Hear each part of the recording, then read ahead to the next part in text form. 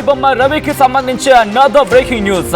ఇటు ఐబొమ్మ రవికి నాంపల్లి కోర్టు కొద్దిసేపటి క్రితం ఈ అంశానికి సంబంధించి తన తీర్పుకి సంబంధించి ఇంకా చెప్పాలంటే కస్టడీకి అప్పగించిన నేపథ్యం, దానికి సంబంధించిన బిగ్ బ్రేకింగ్ న్యూస్ చూస్తున్నారు.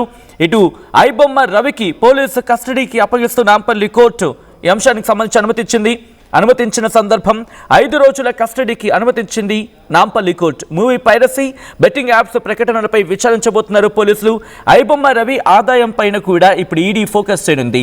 ఇప్పుడు ఎన్ఫోర్స్మెంట్ డైరెక్టరేట్ రంగంలోకి దిగి ఈ అంశానికి సంబంధించి అంటే ఐబొమ్మ రవికి ఎక్కడి నుంచి ఈ డబ్బులు వచ్చాయి, ఎవరెవరు దాంట్లో ఇన్వెస్ట్మెంట్ కావచ్చు, పెట్టుబడి కావచ్చు, లేకపోతే what ever it may be, ఆయనకి ఆ సోర్సెస్ ఏంటి, ఎక్కడెక్కడి నుంచి వచ్చాయి, ఎవరెవరు పంపించారు, ఎందుకు పంపించారు, ఏ విధంగా పంపించారు, అంటే ఆన్లైన్ ట్రాన్సాక్షన్స్ జరిగాయా, లేకపోతే ఇన్ క్యాష్ ట్రాన్సాక్షన్స్ జరిగాయా, లేకపోతే హవాలా రూపంలో ఏమైనా ట్రాన్సాక్షన్ జరిగిందా, ఇలా మొత్తం అనేక అంశాలు మీరు చూడొచ్చు. తన దగ్గర నుంచి సొంతం చేసుకున్న హార్డ్ డిస్క్లు కావచ్చు, లేకపోతే సిపియూస్ కావచ్చు, ఆ ప్రాసెసింగ్ సంబంధించి ఆ ప్రాసెసర్స్ కావచ్చు, దాంతోపాటు మిగిలిన గ్యాడ్జెట్స్, ఇలా తన ఐడి ప్రూఫ్స్ సైతం అన్నిటినీ హ్యాండ్ ఓవర్ చేసుకోవడం జరిగింది పోలీసులు. తన దగ్గర ఉన్న డెబిట్ కార్డ్స్, క్రెడిట్ కార్డ్స్, వాటితో పాటు మిగిలినవన్నింటినీ వాటిని హ్యాండ్ ఓవర్ చేసుకోవడం జరిగింది.